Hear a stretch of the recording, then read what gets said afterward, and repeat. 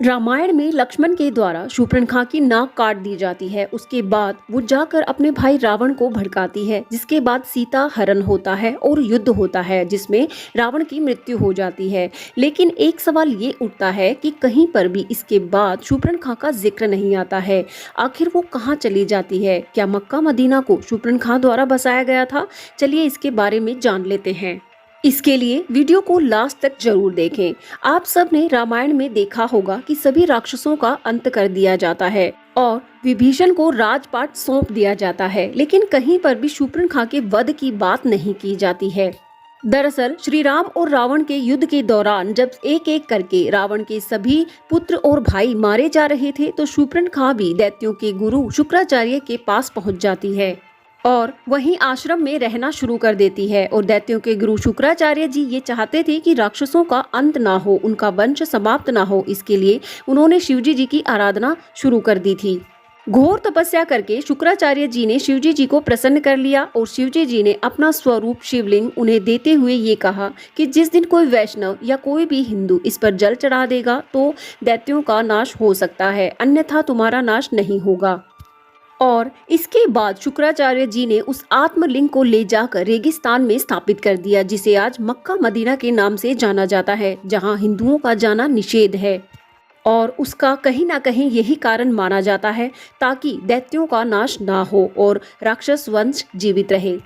इस घटना को एक दूसरी कथा से भी जोड़ा जाता है। बताया जाता है भगवान शिव ने दैत्यों के गुरु शुक्राचार्य को वही शिवलिंग दिया था जो पूर्व काल में बने मंदिर, जिसे मक्केश्वर महादेव मंदिर के नाम से भी जाना जाता है। और शुक्राचार्य जी ने इस शिवलिंग के बचाव का कार्य शूर्पणखा को सौंपा था और शूर्पणखा ने भी वहां रहकर ये कार्य बहुत बखूबी निभाया। लेकिन क्योंकि लक्ष्मण द्वारा उसकी नाक काट दी गई थी, इसलिए वो हमेशा अपने मुंह को ढक कर रखती थी। बताया जाता है कि आगे चलकर शूर्पणखा ने भी अपना परिवार बसाया, जिसने और आगे चलकर उसकी परंपरा को आगे बढ़ाया। और आपने देखा होगा कि सभी मुस्लिम महिलाएं बुर्का पहनती हैं और इसके पीछे भी यही कारण बताया जाता है। बताया जाता है क्योंकि शूर्पणखा का मुख्य उद्देश्य मक्केश्वर मंदिर यानी कि उस शिवलिंग की रक्षा करना था जो कि वहां पर स्थापित किया गया था। उसके लिए उसने कठोर परंपराएं बनाई थी, जिसमें से एक था मुंह को ढक कर रखना।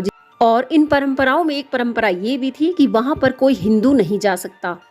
और कालांतर में बताया जाता है कि धीरे धीरे शूर्पणखा का परिवार ब्राह्मण धर्म का अनुयायी हो गया था और जिसमें शुक्रवार के दिन को बहुत महत्ता दी गई थी।